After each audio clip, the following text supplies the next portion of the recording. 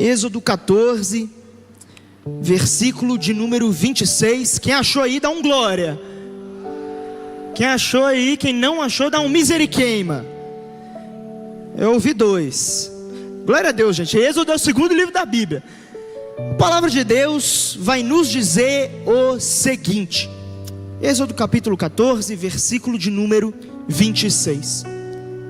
Mas o Senhor disse a Moisés: estenda a mão sobre o mar, para que as águas voltem sobre os egípcios, sobre os seus carros de guerra e sobre os seus cavaleiros. Moisés estendeu a mão sobre o mar, e ao raiar do dia, o mar voltou ao seu lugar. Quando os egípcios estavam fugindo, foram de encontro às águas, e o Senhor os lançou ao mar. As águas voltaram e encobriram os seus carros de guerra e os seus cavaleiros. Todo o exército do faraó que havia perseguido os israelitas mar adentro, ninguém sobreviveu. Mas os israelitas atravessaram o mar, pisando em terra seca, tendo uma parede de água à direita e outra à esquerda. Naquele dia, o Senhor salvou Israel das mãos dos egípcios.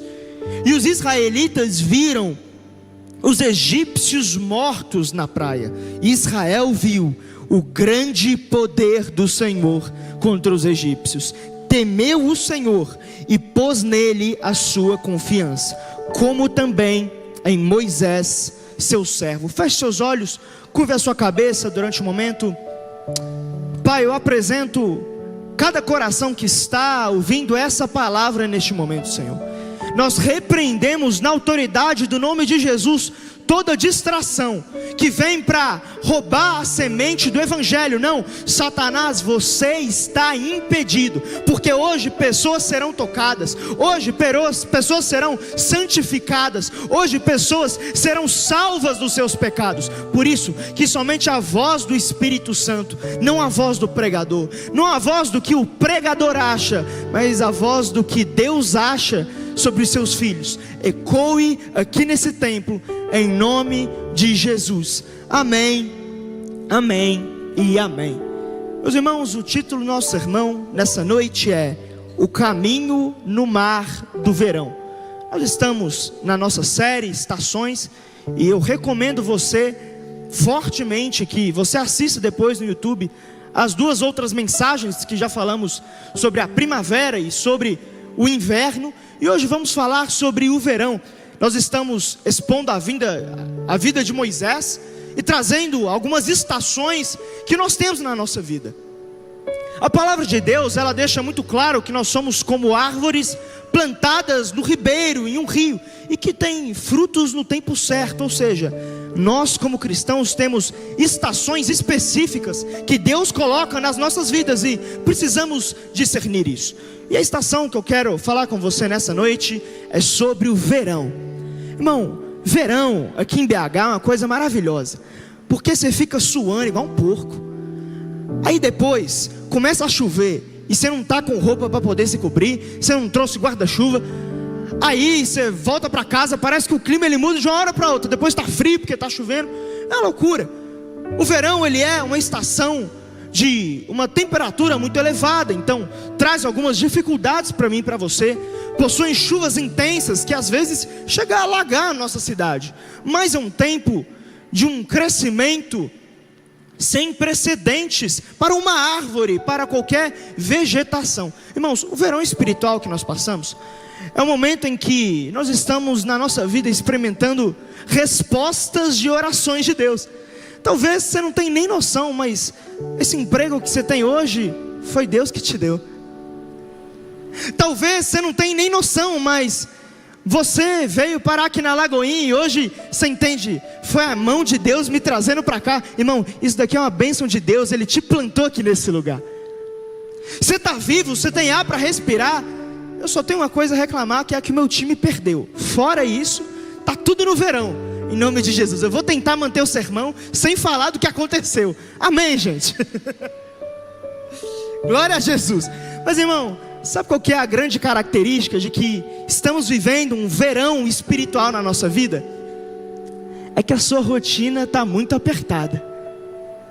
Você está tendo um trabalho que é resposta de Deus, você está experimentando uma frutificação de Deus nessa área da sua vida profissional, mas isso não impede que hajam desafios no seu trabalho. A chuva e o calor estão lá, mas nós estamos frutificando. Você está frutificando, você está com uma rotina apertada porque você está crescendo, mas acaba que você pode ter muita responsabilidade dentro da sua casa, tem muita coisa para poder fazer. Talvez na sua faculdade é resposta de oração de Deus, mas você está com a rotina apertada. Irmão, a característica do verão é que o tempo está muito contadinho. Eu não sei você, mas eu não estou com tempo para nada. Eu sou integral da Lagoinha, noivo e faço faculdade de teologia. O momento que eu estou mais tranquilo, eu estou definindo assim, amor, qual que é a paleta de cor do nosso casamento? Eu nem sabia que tinha paleta de cor em casamento. Fui descobrir isso depois de ficar noivo. Aí eu estou descobrindo, desbravando esse mundo. Mas irmão, o verão é um momento em que Deus está de fato respondendo muitas orações nossas e estamos com responsabilidades na mão. Isso não anula os desafios do calor e da chuva intensa, não. Irmão, ter uma família é desafiador mesmo, mas você está frutificando porque Deus está cuidando da sua casa. É um momento de bênçãos e de desafios, porque quanto maiores as bênçãos, maiores as responsabilidades que você tem sobre aquilo. Por isso, entendendo isso, eu quero introduzir você ao livro de Êxodo no nome de Jesus. O livro de Êxodo, ele foca na história de Moisés. Moisés, ele tem 3 períodos, 3 estações muito bem definidas da sua vida de 40 anos. Os primeiros 40 anos da vida de Moisés, ele passa como um príncipe na corte egípcia, aonde ele cresce e aprende tudo aquilo que o Egito tinha de bom e de melhor para criar um futuro príncipe, ou talvez mesmo um futuro faraó.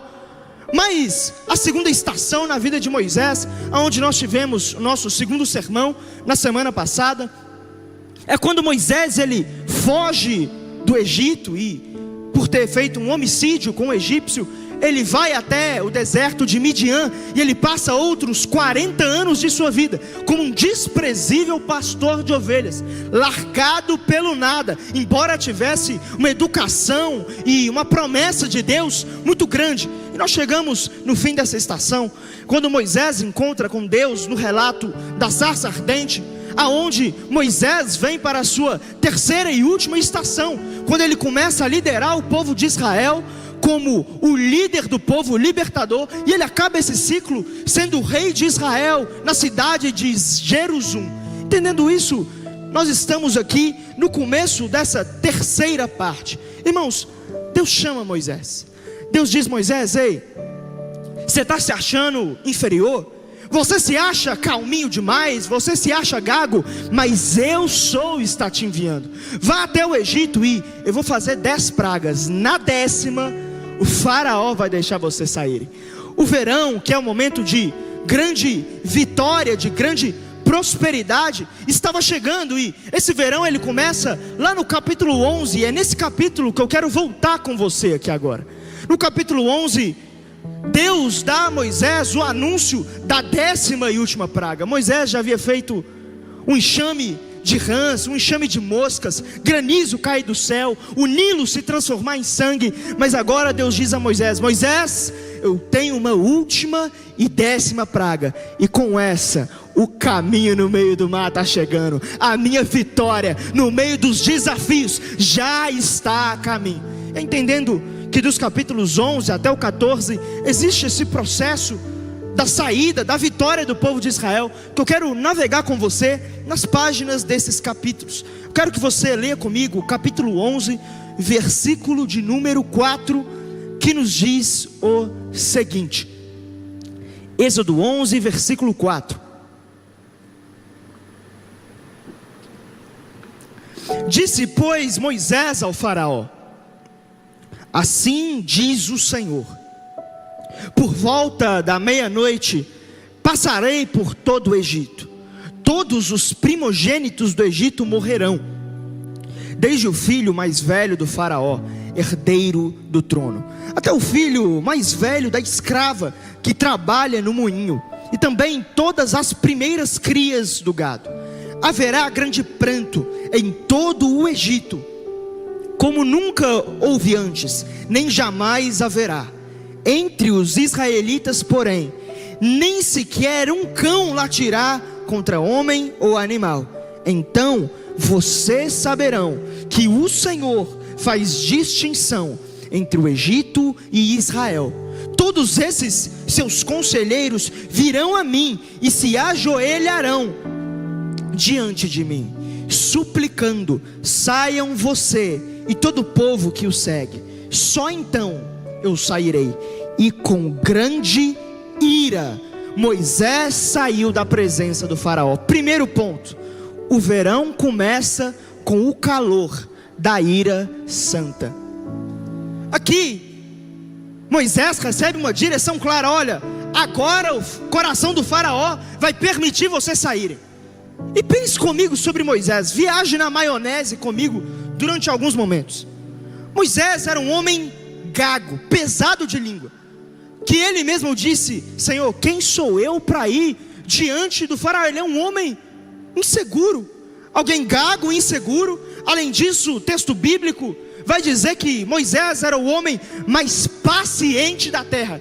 Mas sabe o que é esse cara, que ninguém dava nada, que não tinha coragem e ousadia de responder às responsabilidades que Deus tinha entregado para ele, está fazendo nesse texto? Ele está chegando diante do faraó e falando: faraó, vai passar o anjo da morte e finalmente vocês vão deixar o povo de Israel sair. Nisso vocês vão entender que Deus faz distinção entre nós e vocês. E nisso o texto diz que Moisés saiu com uma ira ardente, uma ira que gerava calor dele. Moisés estava transpirando, estava vermelho de tanta ira que ele tinha dentro dele. Mas essa ira não era o diabo que colocou, não era o temperamento de Moisés, porque Moisés era o homem mais paciente da terra. Moisés era um gago que não tinha essa autoridade, esse, de fato, lugar de peitar o faraó. Irmão, sabe quem que deu essa ira para Moisés? Foi Deus. Deus entregou responsabilidades na mão de Moisés, e para que Moisés pudesse cumprir as responsabilidades que ele tinha, Deus colocou uma ira dentro do coração dele, que ia fazer com que ele terminasse aquilo que Deus pediu. Irmãos, nós precisamos fazer uma distinção nesse momento.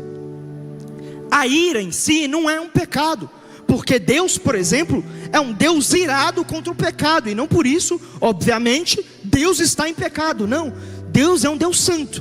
A ira de Deus é uma resposta de Deus ao ver o pecado, que é um problema que ele precisa solucionar. Então Deus, que tem a ira, que o motiva a agir, coloca em Moisés a mesma ira, colocou no coração dele uma ira, a ira de ver que havia um rei que não queria fazer com que o povo de Deus fosse cultuar a Deus. Irmãos, então nós temos aqui uma certeza. Paulo vai dizer em Efésios capítulo 4, versículo 26, olha: quando vocês ficarem irados, não pequem. É possível ficar irado e não pecar. Irmãos, sabe o que você precisa entender?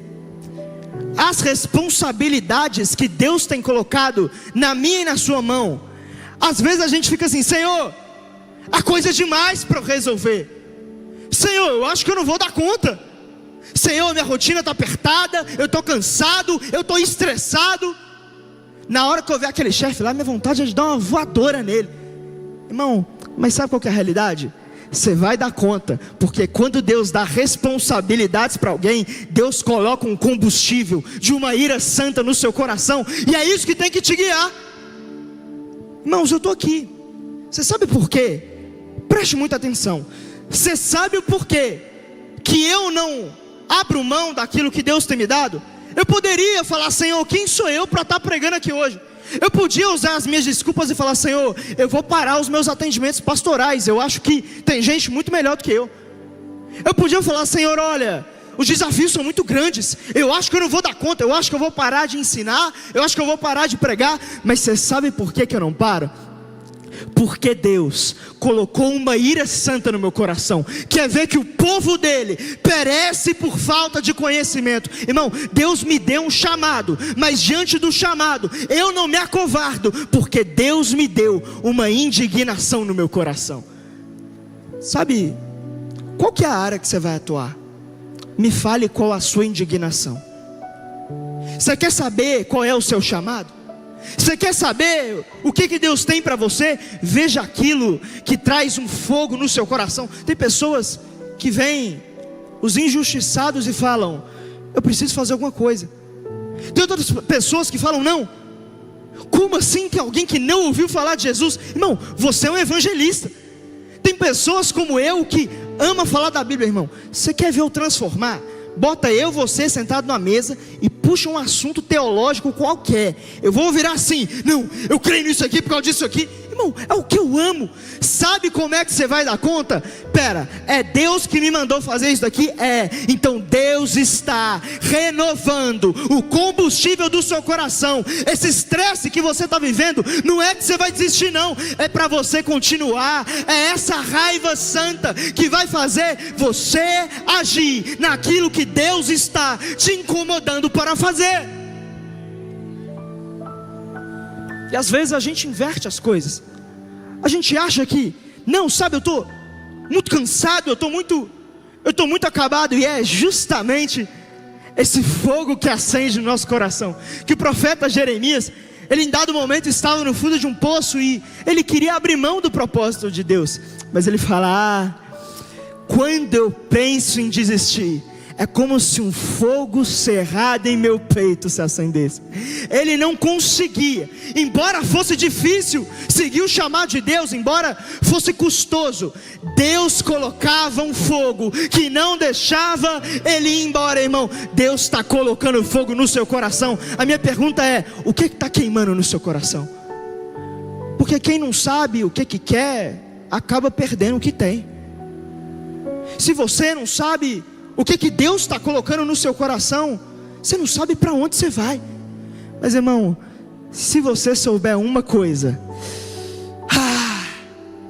eu olho para aquela situação, olho para aquele desafio, mas o Espírito Santo me incomoda. Vai, filho, você pode ter certeza que você vai enfrentar os problemas na cara deles, irmão. Seu time pode perder, você vai vir pregar. Fala a Deus. Eu estou aqui na ira santa, irmão. 53 milhões de pessoas desse culto já vieram falar comigo de Galo e Botafogo. Eu não aguento mais, vou botar fogo nos 6. Meu Deus do céu. Não, Jesus, me ajuda. Tá repreendido. Irmão, eu vou para o próximo ponto, que eu não quero falar mais disso não, tá bom? Vamos para o próximo, chega só até aqui, não quero mais não. Versículo 17, fala o seguinte, do capítulo 13, versículo 17. A palavra de Deus diz assim: quando o faraó deixou o povo sair, Deus não o guiou pela rota da terra dos filisteus, embora este fosse o caminho mais curto, pois disse: se eles se defrontarem com a guerra, talvez se arrependam e voltem para o Egito. Assim, Deus fez o povo dar a volta pelo deserto, seguindo o caminho que leva ao Mar Vermelho. Os israelitas saíram do Egito, preparados para lutar. Segundo ponto, o caminho mais longo é o mais seguro. O verão, ele tem uma característica: o dia ele é mais alongado. O dia ele pega algumas horas da noite, e de fato nós temos nas 24 horas dias que tem mais luz do sol. E aqui o que Deus está fazendo é o seguinte: depois que Moisés ele chega diante do faraó e a praga da morte dos primogênitos acontece, ali a palavra de Moisés se cumpre. O faraó vem, se ajoelha aos pés de Moisés e diz: olha, saiam, por favor. Os egípcios tinham cada um na sua casa um primogênito morto. Mas em Israel, que tinha o sangue do cordeiro, ninguém morreu. Deus protegeu o seu povo pelo sangue do cordeiro. Aqui nesse texto, nós pulamos 2 capítulos. Finalmente, o faraó permite com que o povo saia. Só que acontece algo inusitado nesse momento. O povo está na terra do Egito, e haviam 2 rotas para ir para Canaã. A primeira delas era um atalho, era um caminho muito rápido e fácil, de Canaã para o Egito, que levaria no máximo 4 a 5 dias de caminhada. Era um atalho, era um caminho óbvio que passava pela terra dos filisteus. Porém, havia um segundo caminho, que era um caminho longo, que não fazia sentido quase nenhum, aonde o povo iria sair, dar de cara com o deserto. Eles iriam passar no meio de um mar, eles dariam inúmeras voltas até chegar na terra de Canaã. E sabe o que Deus faz? Deus escolhe o caminho mais longo. Irmão, parece que Deus tem mania na nossa vida de sempre escolher o processo mais longo para nos dar a vitória. Ele nunca pega a vitória e dá de uma única vez, não. Ele fala assim: ei filho, existe um processo. Mas esse caminho mais longo, ele era mais seguro por alguns motivos. O primeiro deles está dentro do próprio texto. Eles desanimariam se eles passassem pela rota dos filisteus. Isso se deve por um motivo particular. Os filisteus, eles eram um povo guerreiro, um povo muito experimentado na guerra, e não era fácil transformar as mãos de pedreiros dos hebreus em mãos de guerreiros do dia para a noite. Caso os israelitas se defrontassem com os filisteus, eles iriam simplesmente desistir. Eles iriam falar: Senhor, olha, essa guerra é impossível, não temos fé, desanimamos, vamos voltar para o Egito. Deus, já sabendo disso, fala: olha, não vamos pegar esse caminho, porque senão esse povo não vai confiar, eles vão desanimar. Mas irmãos, também o caminho mais longo, ele era mais importante, porque Deus tinha dito a Moisés que o povo de Israel, eles iriam se encontrar com Deus no Monte Sinai. Ou seja, antes do povo entrar na terra prometida, era necessário que o povo tivesse uma aliança sólida com Deus. Irmão, você me permite falar rasgado com você? Sabe por que Deus não te dá a vitória de uma vez só? Porque se Ele entregar na sua mão agora, Ele só trabalha a sua gratidão.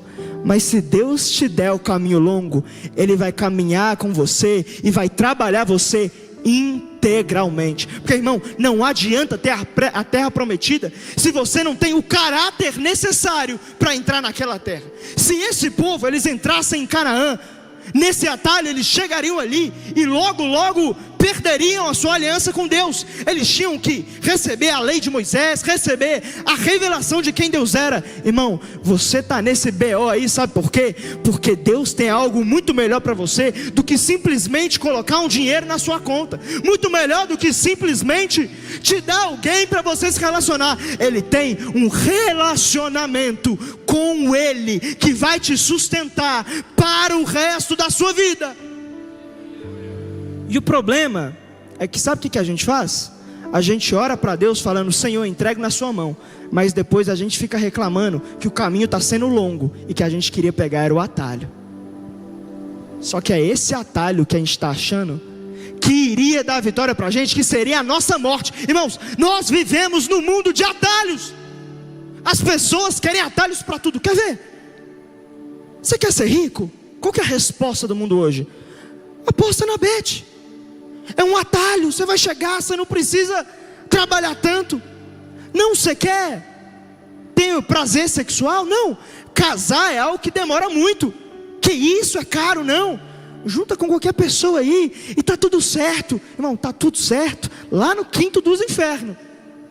E o problema é que o tempo inteiro a gente está: Senhor, eu quero isso daqui. E Deus está: então vem para cá, filho. Não, Senhor, mas esse caminho aqui, olha como é que ele é bonitinho, olha como é que é rápido. Deus está falando assim: ô mula de Abraão, mula de Balaão no caso, né? De Abraão, mula de Balaão, você não sabe nem o que está na sua frente, e você quer me falar qual que é o caminho melhor? Esses dias atrás eu estava conversando com uma pessoa, e eu estava lá nos Estados Unidos, e aquela pessoa me contou um pouco daquilo que ela está vivendo na vida particular dela. Eu não sei se você sabe, mas a luta de todo mundo que vai para os Estados Unidos é que eles precisam do tal do green card. Sem ele, eles não conseguiriam vir no Brasil. E aí eles estavam lá, a família reunida, chegaram nos Estados Unidos, mas o green card não saía. Até que a mãe daquela mulher que eu conheci lá numa lagoinha, morreu aqui no Brasil. E ela começou a me contar: olha, eu não pude vir no velório da minha própria mãe.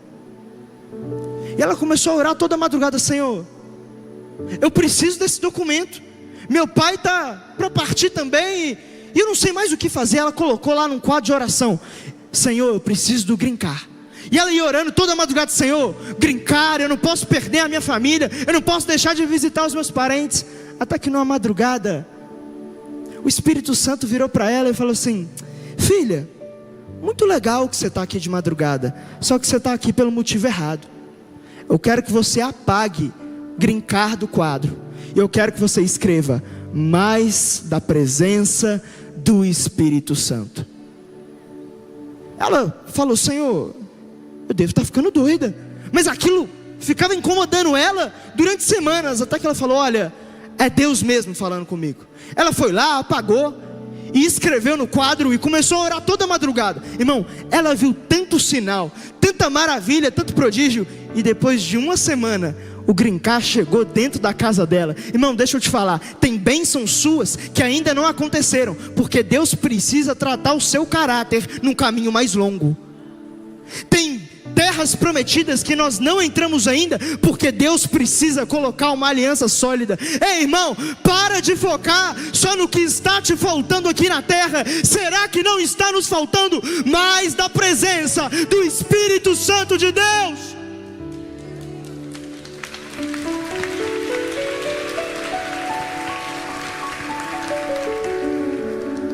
O problema é que tem um monte de crente que parece que vive numa luta contra o tempo de Deus. Não, está demorando, não, eu vou para esse atalho. Ei, irmão, calma.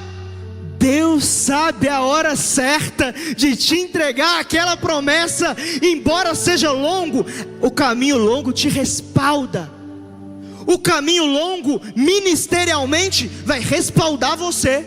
O caminho longo para chegar no que Deus te prometeu vai respaldar você, porque quem começa grande é monstro. Deus pega seus filhos no processo de caminhos mais longos. Você não está nem vendo, mas sabe essa luta que você está passando?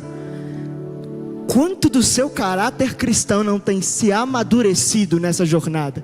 Irmãos, deixa eu te falar, à medida que estamos trabalhando o nosso caráter cristão, estamos dando passos largos para o lugar que Deus nos prometeu. Por isso, para de focar só naquilo que é físico, foque em ter um coração parecido com o coração de Jesus Cristo.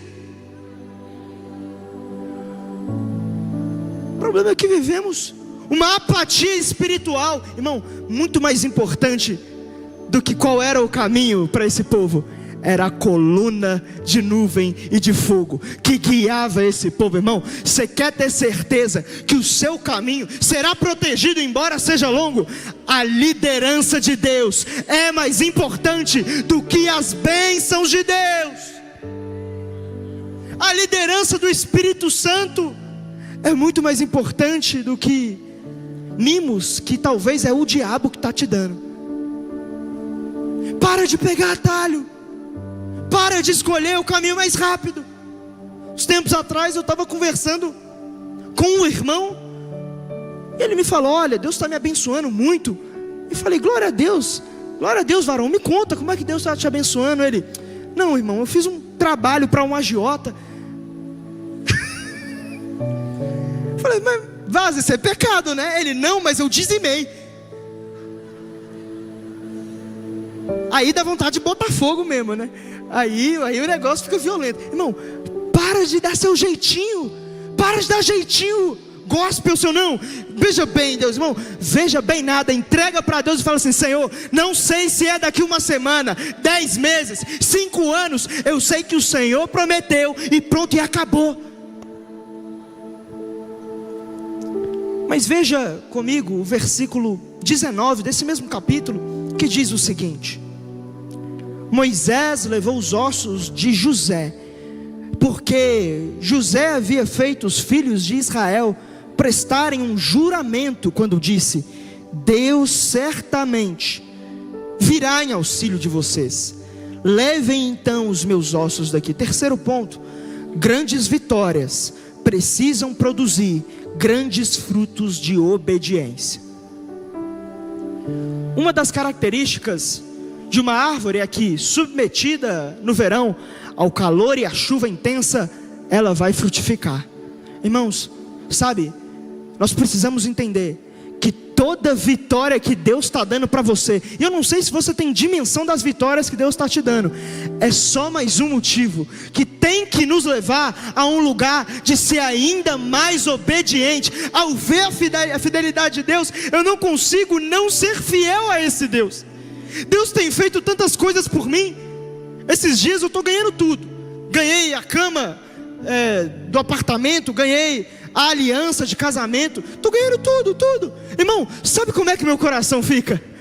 O Senhor é bom, e a sua misericórdia dura para sempre. Embora somos infiéis, Ele permanece fiel, pois não pode negar-se a si mesmo.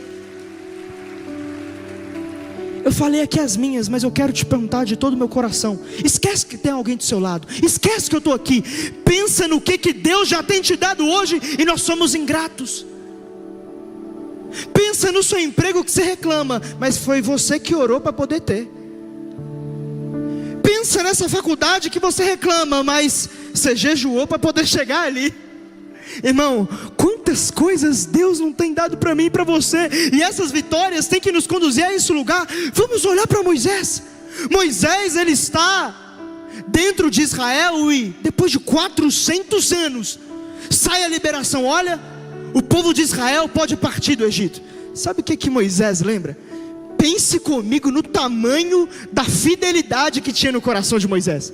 Moisés se lembra de um juramento feito há 400 anos atrás por José, de que José disse: olha, povo de Israel que estão aqui, vamos jurar, daqui 400 anos eles serão libertos e vocês vão levar os meus ossos. Irmão, eu não sei você, mas se eu fosse escravo em algum lugar, a primeira coisa que eu ia fazer, quando o sequestrador abriu a porta, eu ia sair correndo. Mas Moisés para e fala assim: não, Deus me deu uma grande vitória, então eu preciso viver uma grande obediência. Vamos lá buscar os ossos de José, porque precisamos obedecer integralmente, irmão. O problema é que tem aqui nessa noite um monte de crente que desviou porque Deus te prosperou. Tem um monte de crente aqui que está desviando, sabe por quê? Porque entrou num relacionamento amoroso e por isso está amando mais o namorado, a namorada, do que Jesus. Irmãos, grandes vitórias têm que produzir grandes frutos de obediência.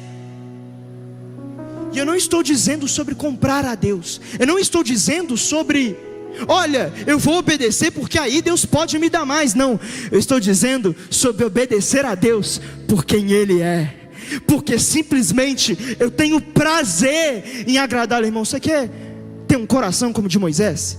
Você quer ter uma fidelidade a Deus inegociável? E a realidade, irmão, é que não tem nada mais gostoso do que você poder dormir à noite falando: eu não estou escondendo nada de Deus e nada de ninguém. Qual foi a última vez que você teve essa paz? Qual foi a última vez que você teve a paz de falar: minha consciência está limpa, eu fui tentado o dia inteiro, eu fui xingado o dia inteiro, eu passei por estresse, eu passei por tudo, mas Senhor Jesus, me apresentando no quartel-general a minha fidelidade, eu não negocio. Você quer essa paz? Contemple o que Deus tem te dado hoje, porque o Senhor é bom e a sua misericórdia dura para sempre.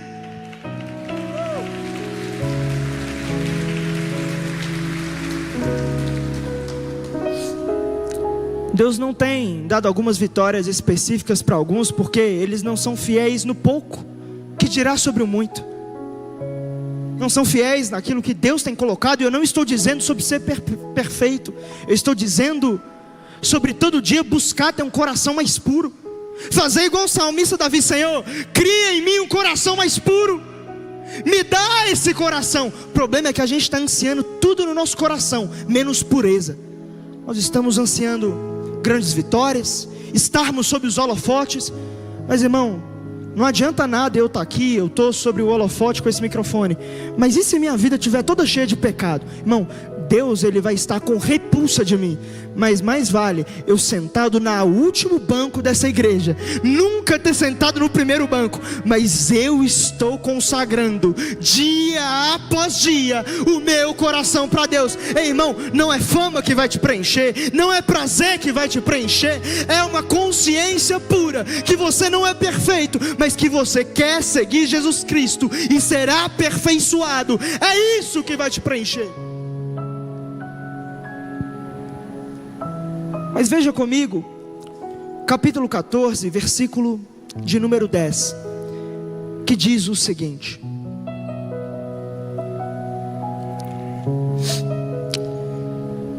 ao aproximar-se o faraó, os israelitas olharam e avistaram os egípcios que marchavam na direção deles, e aterrorizados, clamaram ao Senhor.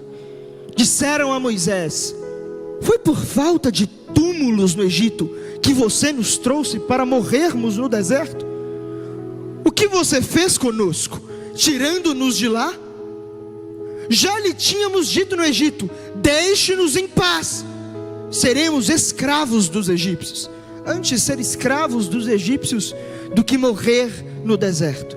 Moisés respondeu ao povo: não tenham medo, fiquem firmes e vejam o livramento que o Senhor lhes trará hoje, porque vocês nunca mais verão os egípcios que hoje vêm.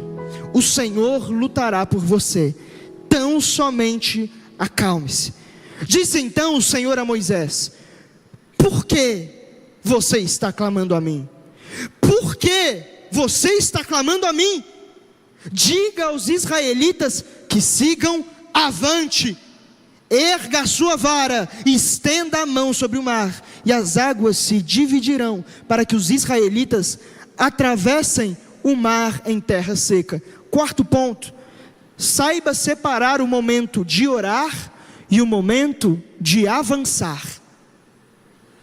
Irmãos, Moisés está vivendo aqui o auge das suas responsabilidades como homem. Ele tem a responsabilidade de guiar milhões de hebreus para sair do Egito. Ele está diante de um cenário catastrófico. Depois do texto que nós lemos, ele se depara junto com o mar, e o povo começa a clamar: Moisés, o Senhor nos tirou de lá para a gente morrer? Deus, por acaso Ele quer que a gente morra? É isso que você quer fazer com a gente? Moisés vem, eu imagino a ansiedade no coração de Moisés. Moisés começa a orar. Só que sabe o que é curioso? Deus vira e fala assim: por que você está orando? Irmãos, para mim esse versículo ele é tão surpreendente, porque estamos falando, creio eu, que o único versículo da Bíblia que Deus não gostou que alguém estava orando. Deus não gostou que Moisés estava orando. Deus virou para Moisés e falou: Moisés, agora não é hora de orar, depois você pode. Nos versículos seguintes, Moisés volta a orar. E Deus diz: Moisés, agora não é tempo de orar, é tempo de avançar. Usa a sua responsabilidade, cumpre os seus deveres, vai e pede para o povo: avante. Irmãos, o verão é um momento que estamos cheios de responsabilidades na nossa vida. Eu sei como é que é, sua rotina está extremamente apertada. E sabe, eu preciso te falar a verdade. Você precisa saber o momento de orar e o momento de avançar. Sabe por que eu estou te falando isso? Porque tem sido surpreendente para mim pegar no gabinete inúmeros atendimentos de crentes que estão desesperados. Sabe por quê? Porque a rotina está apertada. Que fala assim: olha, eu não consigo mais fazer um devocional de 1 hora, porque eu agora estou trabalhando, eu acho que eu preciso sair desse trabalho. Não, eu estou na faculdade, mas sabe, eu acho que eu quero viver só aqui na igreja assim, ó, de vigília em vigília. Eu vou virar um anjo assim, ó. Estou em todos os cultos, eu só estudo a Bíblia e só oro. Não, eu estou me sentindo culpado que eu não consigo ficar buscando a Deus o dia inteiro. Irmão, deixa eu te falar, você é adulto, você não é criança não. Por isso, Deus não vai tirar as responsabilidades. Deus está virando para Moisés e fala: Moisés, agora não é hora de orar, é hora de você resolver as suas responsabilidades. Eu não estou dizendo que você não deva orar no seu dia, eu estou dizendo, você não consegue ler um capítulo todo dia? Irmão, lê nem que seja um versículo, mas que nesse um versículo você medite nele. É o tempo que você tem. Ei, presta atenção, vida com Deus não é sobre quantidade, é sobre qualidade. Eu e você estamos com uma desculpa religiosa, falando: Senhor, eu não tenho tempo para te buscar no dia. Mentira, nós temos. Mas nós temos os nossos rituais religiosos que queremos cumprir. Não, se eu for ler a Bíblia, tem que ser ao menos um capítulo. Não, se eu for orar, que isso, orar 5 minutos, 10 minutos no carro enquanto eu estou indo para o emprego? Não, isso aí não é de Deus não. Eu não estou tendo reverência. Irmão, deixa de ser besta. Nós estamos perdendo o avançar e o orar por simplesmente falta de discernimento. Irmão, a vida vai ficar apertada mesmo, mas você vai entrar naquele carro, você vai meter uma Cassiane e você vai, Deus vai na frente abrindo o caminho. Irmão, você vai ver seu dia ser transformado. A gente precisa tomar vergonha na cara e saber discernir o momento de orar e o momento de avançar, irmão. Deus não vai te tirar do seu trabalho. Sabe o que tem de muita gente? Gente que vem e fala assim: olha, Deus pediu meu emprego, eu não preciso mais trabalhar, não preciso mais estudar, agora eu só preciso ficar no seminário teológico pro resto da minha vida assim, igual um anjo. Eu vou na EDO, e depois eu vou um atrás do outro. Irmão, posso ser sincero com você? Você pode ir pro carisma, irmão, mas não tem isso na Bíblia não, de só viver num monastério buscando a Deus o dia inteiro. A igreja de Tessalônica, Paulo diz: olha, vocês não querem trabalhar? Não come também. Irmão, a gente vai buscar a Deus? Mas a gente tem que ser adulto e saber equilibrar bem os pratos da nossa rotina, para que no tempo que nós temos, busquemos a Deus com um coração sincero. Ei, Deus não está querendo de você 1 hora, 2 horas, 5 horas do seu dia. Deus quer aqui nesse culto, nesse tempinho que tem, um coração quebrantado, sincero, arrependido. É isso que Deus quer. Você pode estar nesse culto do início ao fim e Deus está falando para você: era melhor ter ficado em casa e estar dormindo, porque você abriu a Bíblia, mas não abriu seu coração. Você abriu sua boca para cantar, mas eu não vi uma palavra verdadeira. Eu vi o pastor pregar, mas eu vi você boiar e simplesmente falar: olha, amanhã é domingo, o que eu vou fazer domingo? Irmão, você tem pouco tempo? Então tenha um grande coração sincero diante de Deus, porque Deus habita no mais alto monte e com o quebrantado de coração. Mas eu quero falar para você que oração que não gera ação não é oração, é doença. Se a nossa oração não nos leva a agir sobre algo nesse mundo, é porque estamos criando um erro que a igreja já caiu nele durante muito tempo, que foi o monasticismo. Irmão, você é sal da terra e luz do mundo. Sabe o que isso significa? Que Jesus não pode te deixar fora do mundo, Ele precisa colocar você no mundo, a lamparina no lugar apropriado, para que você brilhe para a glória dele em todos os lugares. Então para de querer só ficar dentro da igreja, dentro de casa, orando o dia inteiro. Deus tem serviço lá no seu serviço. Deus tem coisa para fazer com você lá. Mas se nós não estamos tendo essa ação, é porque estamos tendo uma oração religiosa. E esse é um grande perigo para mim e para você. Mas eu quero ir para o nosso quinto e último ponto, capítulo 14, versículo 26, que diz o seguinte: mas o Senhor disse a Moisés: estenda a mão sobre o mar para que as águas voltem sobre os egípcios, sobre os seus carros de guerra e sobre os seus cavaleiros. Moisés estendeu a mão sobre o mar, e ao raiar do dia, o mar voltou ao seu lugar. Quando os egípcios estavam fugindo, foram de encontro às águas, e o Senhor os lançou no mar. As águas voltaram e encobriram os seus carros de guerra e os seus cavaleiros. Todo o exército do faraó que havia perseguido os israelitas mar adentro, ninguém sobreviveu. Mas os israelitas atravessaram o mar, pisando em terra seca, tendo uma parede de água à direita e outra à esquerda. Naquele dia, o Senhor salvou Israel das mãos dos egípcios. E os israelitas viram os egípcios mortos na praia. Israel viu o grande poder do Senhor contra os egípcios. Temeu o Senhor e pôs nele a sua confiança, como também em Moisés, seu servo. Quinto e último ponto: é tempo de temer e confiar no único caminho que abre o mar. Irmãos, você sabe o fim da história. O povo de Israel se defronta com o mar e eles clamam, e Deus diz: olha, Moisés, estenda a sua mão e haverá um caminho no meio do mar. Trazendo os versículos anteriores para você, o mar se abre na hora que o anjo do Senhor aparece e começa a guiar o povo durante o mar. Nisso o mar se divide de uma maneira que nós não podemos imaginar. O mar estava dividido com uma parede à direita, outra à esquerda, e eles passaram em terra seca. Na hora que eles chegaram do outro lado, Deus disse a Moisés: Moisés, estenda a mão e o mar vai se voltar sobre os egípcios. Irmãos, eu tenho a notícia para te dar. O único caminho que abre o mar está aqui nessa noite. E Ele quer abrir o mar da sua história. Ele quer pegar qualquer dúvida, qualquer trauma, qualquer incerteza, e Ele é o caminho que abre o mar. Mas esse mar é muito além dos seus problemas, é muito além dos meus problemas. Moisés, no capítulo 15, no versículo 6, ele canta dizendo que quem fez esse feito foi o braço poderoso do Senhor.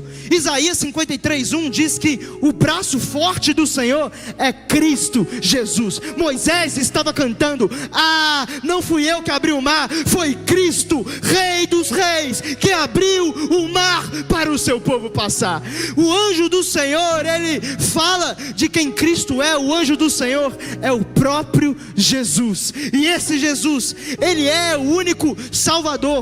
Assim como Moisés tirou o povo da terra de Israel e levou-os e conduziu-os até a terra prometida, a palavra de Deus diz que Cristo nos resgatou do domínio das trevas e nos transportou para o reino do seu Filho amado. Havia um mar que separava o povo da promessa de Deus. E sabe qual que é a realidade que eu quero te falar? Nós somos pecadores caídos por natureza. Isso significa que existe um mar dos nossos pecados que nos afasta de Deus. Nós não conseguimos nos conectar com Deus. O homem pecou e por isso eu tenho uma notícia ruim para te dar. Não tem como atravessar esse mar dos nossos pecados.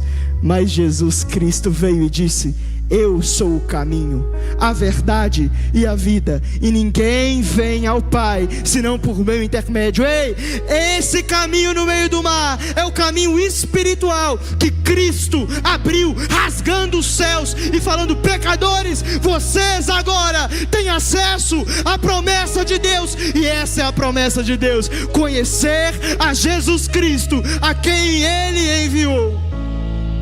Nós temos a certeza de que o mar foi aberto por Jesus.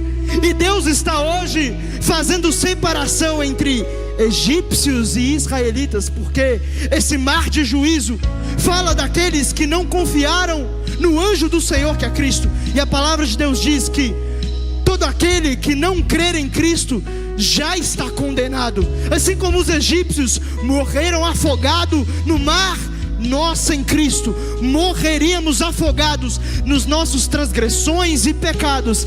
Mas graças a Deus por Jesus Cristo, porque Ele nos vivificou em Cristo e Ele nos resgatou. Isso é pela fé, não por obras, para que ninguém se glorie. Irmão, deixa eu te explicar algo. Acorda desse sono, Lagoinha. Deus está com o caminho aberto, mas nós temos que querer atravessar.